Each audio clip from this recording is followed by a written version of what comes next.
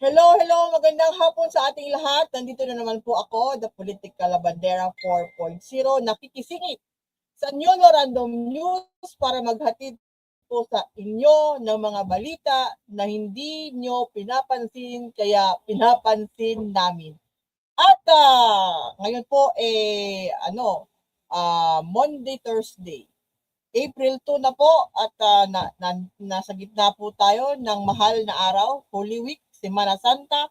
At medyo ano po tayo ngayon, kahit na po tahimik sa labas, tahimik na po, yung iba po nagbabakasyon na ng ating mga kababayan or yung iba bumabiyahe. Sana po mag-ingat kayo sa biyahe at masyado pong mainit ngayon. Mainit hindi lang sa larangan ng politika, kundi po sa labas. As in, summer na summer po ngayon, pero hindi po tayo tumitigil sa pagbibigay ng eksakto na mga balita, mga kuro-kuro, mga obserbasyon na dapat natin pansinin kasi po meron po tayong kinalaman sa lahat na nangyayari sa ating bansa. So, hindi nga po tumitigil. At ngayon po, unang-unang balita po na papasok po si PBBM po, si President Marcos Jr. ay inatasan na po ang ating mga government agencies na isuportahan ang National Innovation Day. Ito po ay itatalaga mangyayari sa April 28 at 29. At ito po ay circular number 115 na inisyu po ni ES Ralph Recto na inaatasan po ang lahat ng opisina ng gobyerno na makilahok sa mga aktibidades na ito na gagawin sa April 28 at saka sa 29. Sa mga local government units, in-encourage po ang ating mga LGUs na mag-participate at saka pati lang po yung private sector kung gusto po nila tumulong at magbigay ng kanilang mga question para makagawa ng mga bagay-bagay, teknolohiya na makakatulong po sa ating mga mamamayan. So, ang National Innovation Day is minamarka every April 21 sa Republic Act number 11293. Ito po yun nga, pinopromote po nito na gumawa tayo ng mga bagay-bagay, invention, innovasyon, para po makatulong sa development, sa progreso at sa ating ekonomiya. Kung meron po kayong idea na makakatulong po sa ating bayan para masolusyonan ang sangkatutak na problema ng ating bayan, sana po ibahagi ninyo ang inyong mga imbensyon, inyong mga suggestion sa pagdating po ng Innovation Day na ito sa April 28 at 29. Makilahok po kayo. Kung gusto po ninyo ibahagi sa kapwa ninyo yung inyong mga nadiskubre, yung inyong mga ginawa para maibsan ang kahirapan or makatulong sa kapwa. Example, kasi ngayon nga po, alam natin may problema po tayo sa langis. Sa langis. Kailangan po natin ng langis. Masyado tayong independent sa mga nagpo-produce ng langis, di ba po ba? So, kung meron sa atin, example lang po, kung merong Pilipino na inventor, scientifico, inventor, kung meron sa atin na makakagawa nung tinatawag na gagawin po yung tubig. Yung tubig natin iniinom, H2O. Kung merong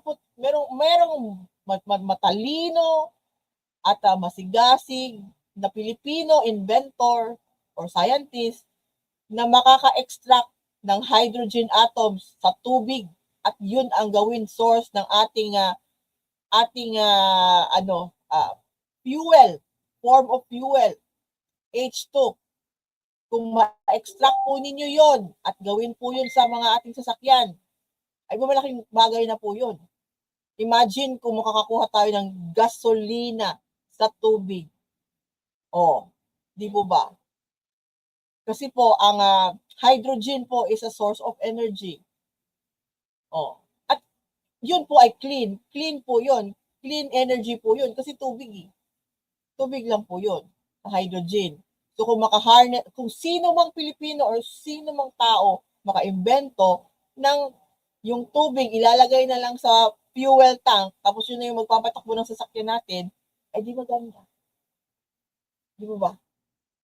So, ganun yung ine-expect natin na mga partisipasyon. Kung meron tayong mga kapabilidad, may talino tayo, kung meron kayong alam na, makakatulong nga sa ating kapwa para lang maano yung buhay, ibahagi po ninyo dyan sa National Innovation Day ngayong month.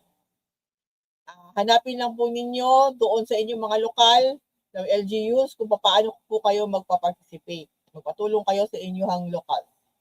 Kung paano po kayo magpa-participate sa itong parang parang ano to siya parang parang malaking convention. So yun. So ito po ay patunay na hindi po paralisado ang ating gobyerno. Marami po tayong ginagawa kahit marami pang kagawin kahit po tayo ay in the middle of an oil crisis. Kasi po, marunong po mag-multitask ang ating gobyerno. Yun po. So, susunod na topic natin, yung pinapansin napapansin namin at pinapansin natin kasi nagpapapansin, approval ratings, trust scores ni PBBM at ni VP Sara Duterte poll, Publico survey. Himala po na yung Publico survey nagsabi na bumababa ang mga trust at approval rating ni Sara Duterte. Alam naman po natin yung mga tao na sa likod ng Publicos maka Duterte po yan sila, yung Publicos. So si PBBM daw po ay approval rating 19 from 22, trust 13 from 15, si Sara Duterte approval 28 galing ng 34, trust 26 galing ng 31. Ngayon, ano ibig sabihin nito? Well, para kay Sara Duterte po, ang polling approval and trust rating, delikado siya. Delikado sa kanya yan. Malayo pa po ang 2028 at kung patuloy yung bumababa yung kanyang trust rating at score sa trust at approval rating, paano na lang yan pag di ba may ambisyon siya maging presidente ng Pilipinas? Si PBBM po, kahit tumaas pa yan, kahit bumaba pa yan at rating niya ngayon, presidente po yan. Hindi po siya tatakbo next election si PBBM. Wala na po. Matatapos na po yung termino ni PBBM sa 2028. Wala na siyang kailangan pa talagang, ipaprove ng wala nang kailangan i-prove si PBBM sa mga survey. Kung survey lang ang ating pag-uusapan. Hindi na po. Presidente na po si PBBM. Actually, wala nang gamit sa kanya yung mga survey na yan kasi presidente siya. Yung mga may gamit, yung nagkakaroon ng kailanganin, yung mga kakailanganin ng mga survey ratings ay yung mga kagaya ni Sara Duterte na nag-aambisyon para tumakbo bilang presidente sa susunod na eleksyon. Yung mga may hangad na maging presidente or senador, kongresista sa susunod na eleksyon, sila yung may kailangan ng mga survey. Pero yung nakaupo na presidente, hindi na niya kailangan yung survey na yan.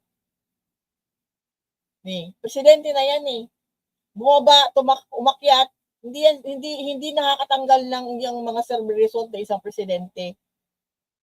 At alam naman po natin yung may mga survey firms na nababayaran din. Di ba? So tingnan nyo na lang po si PBBM at doon na tayo maghusga sa kanya pagkatapos na po ng kanyang termino sa 2028. Doon po natin makikita kung ano ba talaga yung kabuuan ng kanyang trabaho. for the last 6 years ng kanyang presidency. Sa ngayon, yung mga survey about kay PBBM, wala na pong gamit.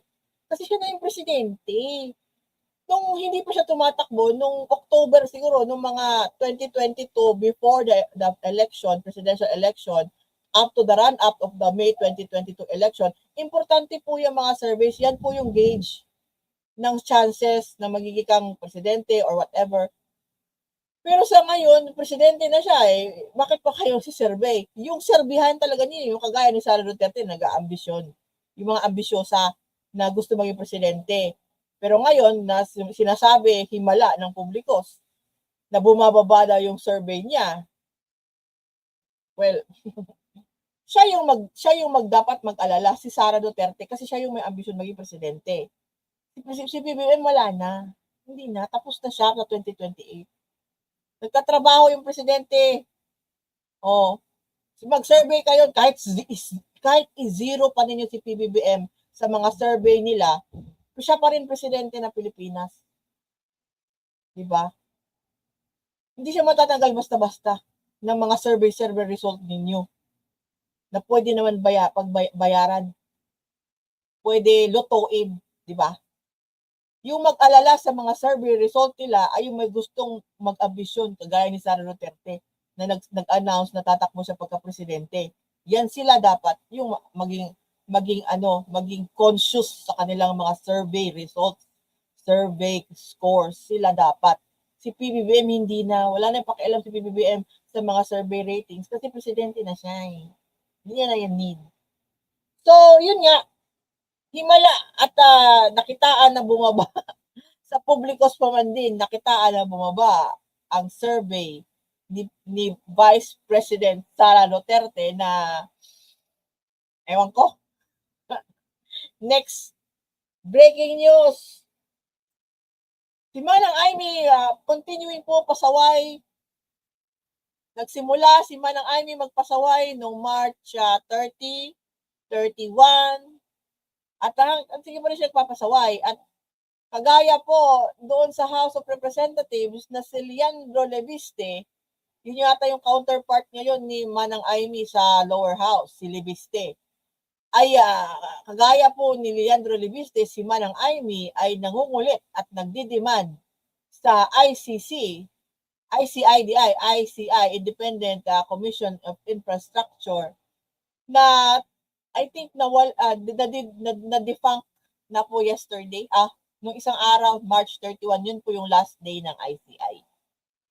At alam po natin, before sila po hindi na nag-ooperate yung ICI, natapos na po yung kanilang trabaho, natapos na po yung kanilang investigasyon, bago po sila naging defunct na isang komisyon, pinasa na po ni ICI Commissioner Andres doon sa NBI at saka sa DOJ ang kanilang mga findings, ang resulta ng kanilang investigasyon.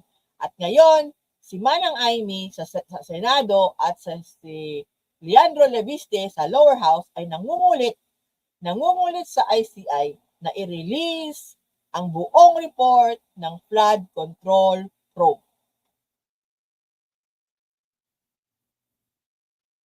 Manang Amy, nandun na sa DOJ at saka sa NBI at saka sa ombudsman. Nasa ombudsman naman ang Amy, yung mga papel. Bakit hindi mo kulitin si Boying? Si ombudsman Boying ang kulitin mo, nandun na yung papel, sinamitin na kanila doon. DOJ, nandun na. Bakit hindi ba na-inform na hanggang March 31 na lang yung ICI at bago sila nagsarado, sinumitin na nila yung mga kailangan na papeles sa ombudsman? Hindi ba kayo aware? Wala ba yung mga research ninyo? Wala kayong research team? Walang nag-update? Wala? Ba't kayo besides, bakit kayo magdidemanda niyan? Diba? Kung gusto niyo yan ilathala sa publiko, Manang Amy, ikaw, gumawa ka ng hearing diyan sa Senado, magpatawag ka ng hearing para makuha mo yan. Yung mga report na yan. Pero I think sa report na yan, ang merong nakaantas na yan na flood control ay ang Blue Ribbon Committee ni Senator Ping Lacson. So pwede si Senator Ping, kausapin mo si Senator Ping Manang Aimee. Usapan mo si Senator Ping na ipatawag yan, kunin niya ang mga papeles na yan, at dinggin doon sa Blue Ribbon Committee hearing kung magpapatawag kayo ng hearing para makita nyo yung mga reports ng ICI na sinumiti na nga sa ombudsman. Tingin nyo sa ombudsman at saka sa DOJ. Bubulabog pa kayo sa ICI na alam nyo naman hanggang 31 na lang yun. So, may GC kayo ni Leandro Lebistino. Oh.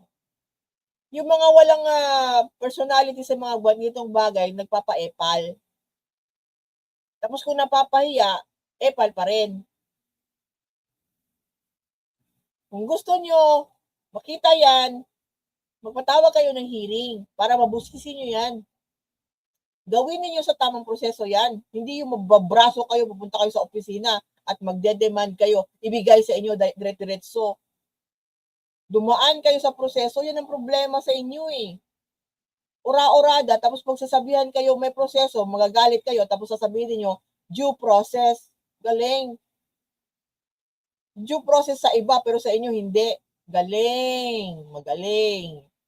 So yan, Manang Aimee. Huwag ka masyadong maging demanding. Gumawa ka ng resolusyon. Gumawa ka ng sa resolusyon dyan sa Senado. Legislative ka. Nasa legislature ka. Nandyan kayo gumagawa ng batas, gumagawa ng mga resolusyon. Dyan. Gawin mo yung trabaho mo. Huwag yung mag-demand. Hindi ka naman korte. Diba? Gawin sa tamang proseso. Oh. Patulong ka kay Robin Padilla. Turuan mo na gumawa ng resolusyon si Robin. Kasi hindi marunong. Alam ko naman matalino ka man ng Aimee. Pero si Robin Padilla, bobo. So tulungan mo na lang yun. Diba? So yan. Hindi yung patawad-patawad ni Manang Aimee na video. Naku, huwag nyo nang panoorin. High blood lang kayo. So next po sa mga balitang sinisingit natin kasi hindi nyo siguro napapansin ay about po sa impeachment. Impeachment po, alam natin na kahit mainit ang panahon at inaabangan po nating lahat ang April 14, ang susunod na hearing sa House of Representatives, House Committee on Justice sa impeachment complaint laban kay VP Sara Duterte. At isa po ang hinihintay at inaasahan makikita at matatalakay sa April 14 na hearing sa House Committee on Justice ay patungkol po nga sa kondisyon at sa sitwasyon sa estado nitong si Ramil Madriaga na isa sa mga kinukuhang witness sa impeachment complaint laban kay Sara Duterte. At alam naman po natin sa mga balita, sa mga updated na nalalagay po sa alanganin ang buhay mismo ni Ramil Madriaga kahit na po mismo sa loob na mismo ng kulungan. So, ang suggestion po ni Representative Adyong na paigtingin pa ang seguridad ni Ramil Madriaga. At kasi po, yun nga, masyadong mainit ito po na masyado tong mainit na witness. Sa lahat ng nag-witness laban kay Sara Duterte sa impeachment complaint, ito po si Ramil Madriaga ang pinag-iinitan ng kampo ni Vice President Sara Duterte. Siya po ay alam natin at nakulong, may kaso po siya na kinasuhan siya ng perjury ni mismong Vice Presidente Sara Duterte, itong si Ramil Madriaga. At it seems na siya ang pinakakatakutan ng kampo ni Vice President Sara Duterte. Kasi po yung iba pong mga resource persons na ipapatawag kagaya ni yung mga dating DepEd, yung pong mga dating DepEd na opisyal, si former Undersecretary Gloria Humamil Mercado, na nagsabi, umamin na nakatanggap siya ng mga envelopes na may laman ng 50,000 pesos kada buwan for 9 months noong year 2023. Meron po sila, madami po sila, bali 4 po sila nagpasabi na nakaka-receive sila. At mismo nga yung natatawa nga ako, yung mismo abogado niya na si my attorney Michael Powa, nung doong dating during the hearing, nakasabi po siya na siya din ay nakaka-receive ng envelope. Pero siya po ay nag-aabogado ngayon kay BC Sara Duterte. Susulat po rin about yon, may video po kami noon para po i-remind natin si Attorney Michael Powa sa kanyang sinumpaang salaysay doon sa hearing na yon sa House, at i-remind natin na siya mismo rin nagsabi na nakakuha siya o nakatanggap siya ng envelope na may pera. Meron pong yun video, at hintayin nyo lang po sa aking page sa Facebook, The Political Labandera 4, sa write-up na yun. Kasi nire-research po yun lahat ng aking sinusulat sa aking page. Kaya medyo mahabang proseso. So yun nga po, ito pong si Madriaga ang tinututukan talaga ng kampo ni BC Sara Duterte, pero sa aking palagay, in my personal opinion, kung ano man po yung sasabihin ni Madriaga patungkol sa impeachment, supplemental na po yun. Importante siya, pero kasi siya yung daw tinasabing na missing link. Siya yung missing link para ma-explain sa atin kung saan napunta yung confidential funds. Pero after that, yung mga other testimonies na binigay ng dating mga nasa DepEd, yung mga testimonya ng mga army officials about doon sa tinatawag na resibo ginamit ng DepEd nila, na wala naman silang yung youth summits na pinapatawag na wala namang ginamit ng DepEd ang resibo ng AFP, ganun ba? Yung mga facts na po to, yung patungkol sa pagsusulat ni Chief of Staff Zuleika Lopez ng OBP sa Commission on Audit, na sinasabihan ng Commission ng Audit na huwag ibigay sa House of Representatives ang mga hinihinging datos regarding sa mga patungkol sa mga auditing ng opisina ng Vice Presidente. Binabagan po yun.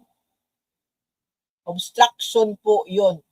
Uutusan mo yung COA na huwag ibigay yung mga hinihinging dokumento ng House of Representatives. Yun. So, abangan po natin sa April 14, yun po yung schedule after the Holy Week ng pagbabalik ng hearing ng impeachment ni Sara Duterte. At sa ngayon po chill lang po kasi nga Holy Week. Pagkatapos nga ng Holy Week, balik na po ulit ang lahat sa kabisihan. So, next po, topic. Sabi ko nga po, kahit po in the middle of the Holy Week, in the middle of the oil crisis, ang ating bansa po ay naghahanap ng paraan para makaroon ng maibsan-ibsan at maka-add pa ng supply ng langis dito sa bansa.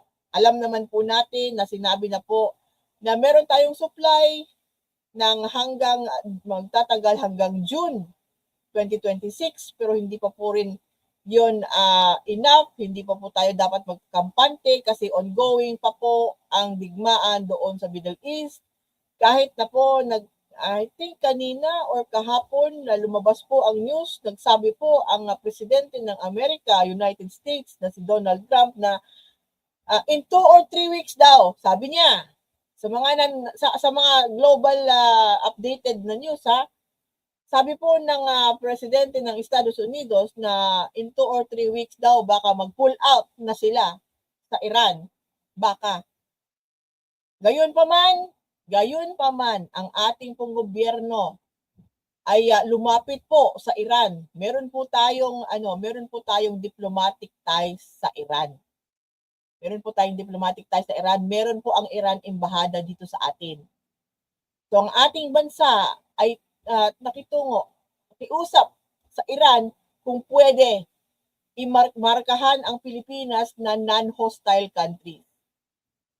Para yung ating mga order na mga langis galing sa Middle East, sa Saudi, sa Kuwait, galing doon na parte ng mundo, ay palawigin, padaanin sa Strait of Hormuz na ngayon ay kinokontrol pa rin ng Iran yung Strait of Hormuz. So ang ating move dito makiusap or pakiusapan ang Iran na mismo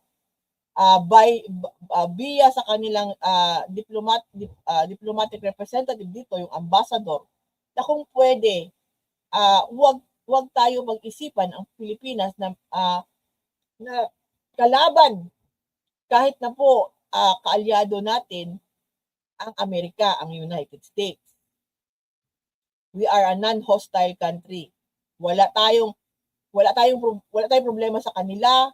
Wala tayong labot. Hindi tayo kasali sa problema nila doon. Kahit tayo mga kaibigan lang. So, yung mga ganun ba? Yung kanila nangyayari doon, Iran, Israel at United States, sa kanila yon. Tayo naaapektuhan lang. So wala naman siguro mawawala kung makikiusap tayo sa Iran na huwag tayong tingnan na kalaban dahil kaibigan natin yung kalaban nila. Yung mga ganon ba? Wala naman po itong problema. Ang nagkakaproblema dito, yung mga taong tinitingnan na problema ito. Diba? Meron po pa rin mga tao na kahit sa pagdiplomatikong pamamaagi, sa diplomatikong pamamaraan ng kagaya nito, makikipag-usap tayo ng disente. Meron pa rin pong mga tao na magkakaroon ng problema sa pamaagi na to, sa way na to. Kasi po yung mga, lalo-lalo na po yung mga bastos tsaka mga balahura na mga Duterte supporters, hindi po nila to makikitaan ng kabutihan na ang Pilipinas ay makikipag-usap sa Iran para lang bigyan ng safe passage nga sa Strait of Hormuz yung ating mga in-order na doon na langis na galing sa Middle East. Hindi sila. So ang advice kanina sa akin, pinento ko po yan sa asawa ko. Maybe may mga nagrereklamo pa rin ng mga tao na nakikipag-usap yung country natin, nakipag-usap na sa Iran. Diretso na sa Iran.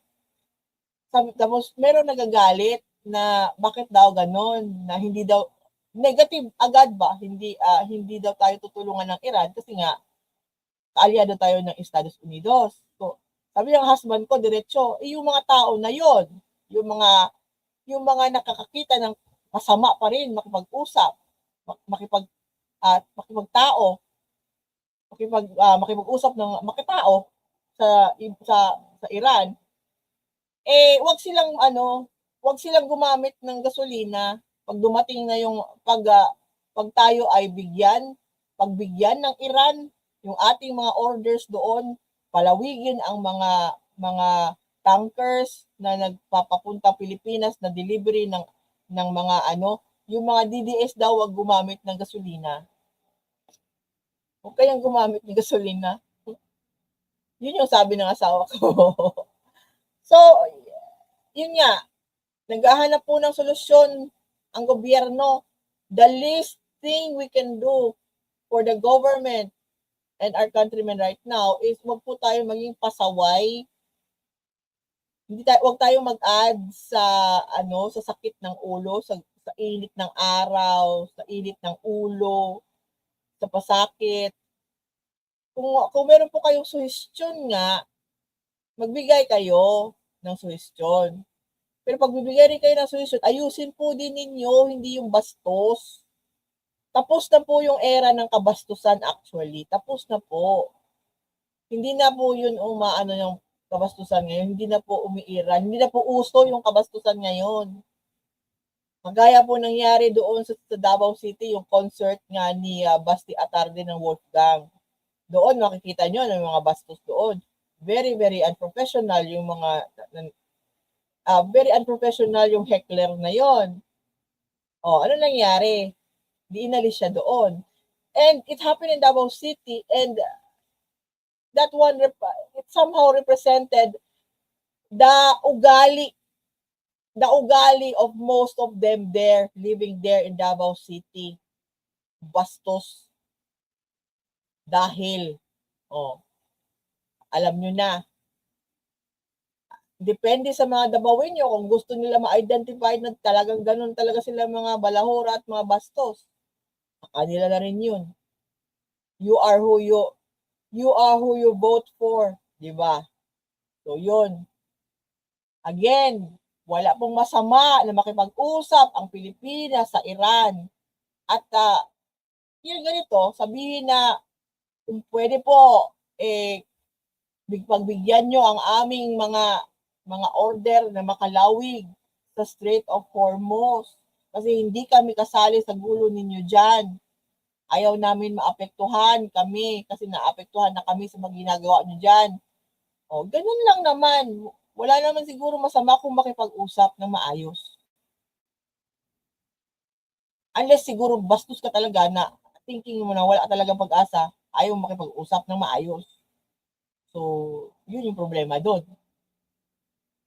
At next po natin na news, ang next na balita na hindi nyo pinapansin, kaya pinapansin natin ngayon si Manila 2nd District Representative Ronaldo Valeriano na nag-propose na mag-conduct ng regular Earth Hour to conserve power and prevent brownouts. Paano yun? Hindi ko alam. Pag Earth Hour po, iyan po, di ba, remember nyo, every April, sa buwan ng Abril, may isang araw na magpapatay po ng ilaw for 1 hour from 8 p.m. to 9 p.m. May ganun po, di ba? Na-remember nyo, may practice. Every year po yun, di ba? Ang pinopropose yata dito ni Representative Valeriano is regular every month para mag-conserve ng power. I'm not sure. Siguro kung mag-observe lang in once a month, okay lang. Pero yung regularly, madami po maaapektuhan kung regular na magkakaroon tayo ng Earth Hour. And tsaka, how about preventing brownouts? Preventing brownouts, maintenance po ang makaka-prevent ng brownouts. Umaayos ang maintenance. Hindi na po magba-brown out. Pero yung maintenance is scheduled. Expected po talaga magba-brown out pag may maintenance. Ewan ko lang ha, mas disadvantageous yung lagi nga may mga brown out, regular brown out, kaysa sa may continuous brown out. Maapektuhan nito, madami po maapektuhan nito. At isa po dito yung dapat po hindi nawawala ng kuryente ang mga ospital. Ang mga ospital po ay isang establishmento, isang branch ng ating gobyerno, isang branch ng society natin na hindi po dapat nawawalan ng kuryente. Ang ospital, public, private. Nakasalalay po diyan yung mga life, tawag dito, mga ventilators, resuscitators, yung mga machine na nakaano sa mga pasyente. So, itong mga Earth Hour na to, hindi to dapat nag-a-apply sa mga hospital or sa mga food warehouses, refrigerated food warehouses. Hindi po dapat din nag-a-apply dyan sa mga food warehouses na nag-i-imbak ng pagkain na refrigerated. Hindi po dapat sila mawawala ng kuryente. Masisira po yung pagkain. Kung kahit isang oras lang yan siya ma-brown outan, masisira yung magkain. So, dapat klaruhin po ni Representative Valeriano kung dapat may exemptions itong kanyang Earth Hour.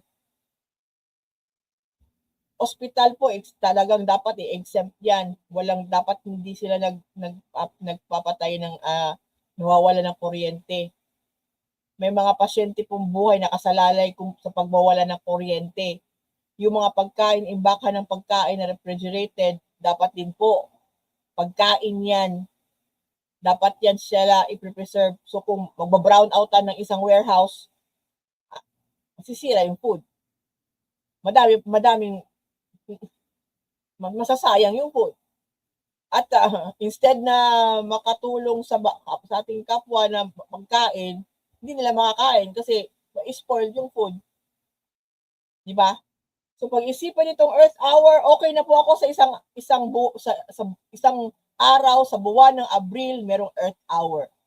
1 hour lang naman po 'yan. Kung meron na tawag dito, kung merong yung mga tao na merong generator, hindi talaga maapektuhan ng Earth Hour kung gusto talaga nilang hindi nila gusto magkaroon ng brownout. At ang napapansin ko kasi po, ang Earth Hour ginagawa sa gabi. 'Di ba? 8 p.m. to 9 p.m. Yun yung Earth Hour. Can I suggest kung kayo po ay mag-Earth Hour, magpapatay kayo ng kuryente, pwede mo ba gawin ninyo sa morning?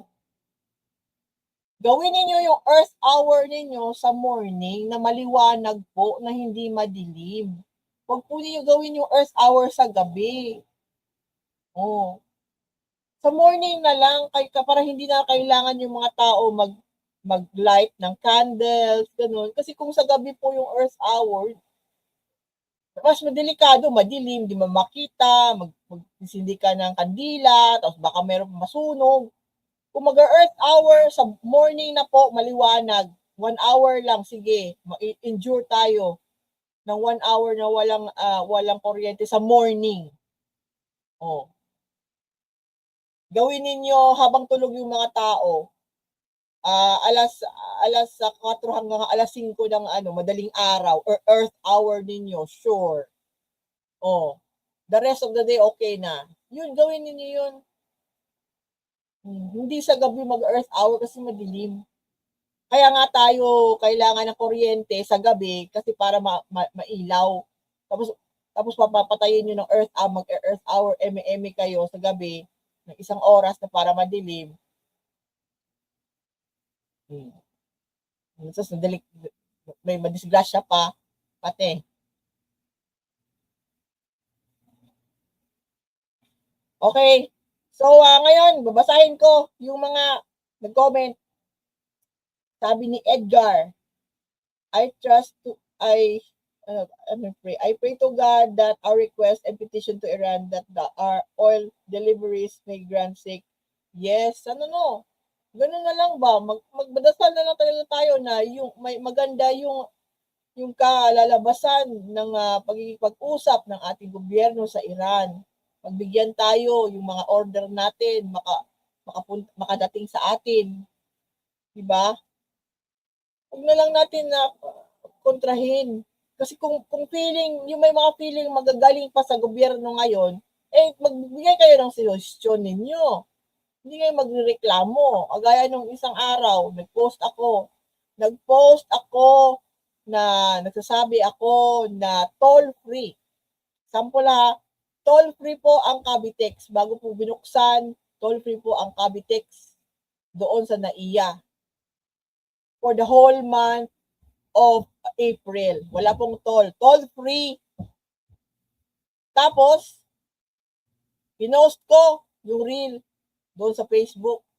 Ang nagrereklamo at ang galit na mga galit dahil doon sa inanunsyo na toll-free na Cavitex na doon sa NAIA, ang mga galit na galit taga Mindanao. Yung hindi gagamit ng Cavitex, taga General Santos, taga Davao City, taga Misamis. Sila galit na toll-free. Bakit pa daw ito no toll-free? Bakit daw may babiyahe pa ba daw ba?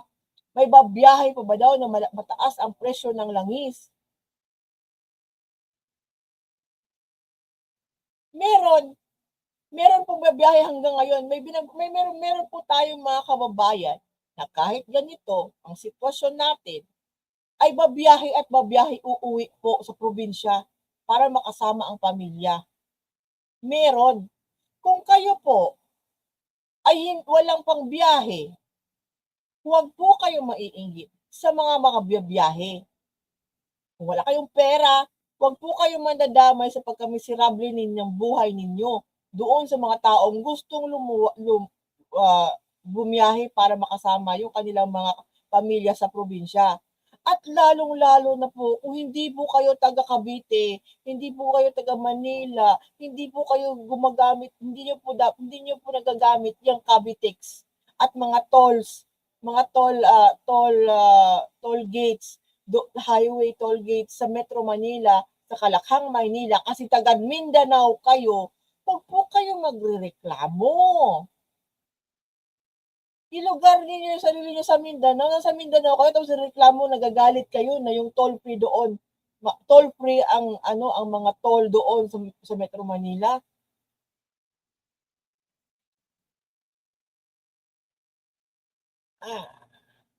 Ganun. Grabe. Grabe ka.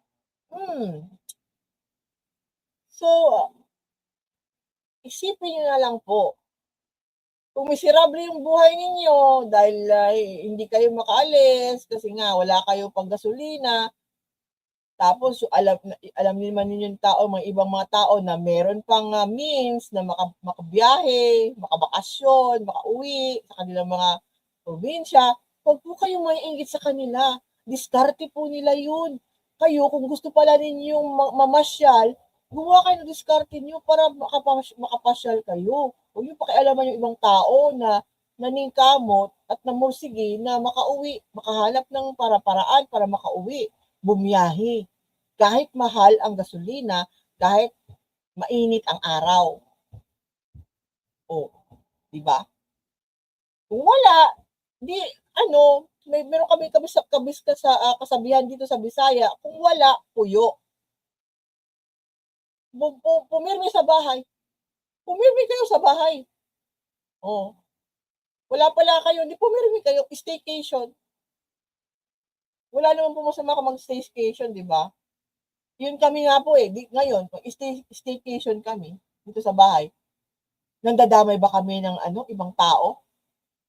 Nagrereklamo ba ako na toll-free doon sa Cavitex? Hindi ko naman ginagamit yun Binahagi ko lang yung news na para sa ating mga kababayan doon sa Manila or nadaan sa NAIA, gagamit doon sa road na yun po ay toll-free sa buong buwan ng Abril dahil yun po ang inutos ng ating presidente. Yun lang. Masama pa si presidente sa kanila. Langya. So, yun nga po. At dito na po nagtatapos ang isang oras ng aking pagsisingit dito sa Niolo Random News na maghahatid sa inyo ng balitang hindi ninyo napapansin. Kaya pinapansin namin. Salamat po. Kung nagustuhan po ninyo ang aking singit this afternoon, huwag po ninyong kalimutan mag-like, mag-share, mag-subscribe dito sa channel ni Niolo.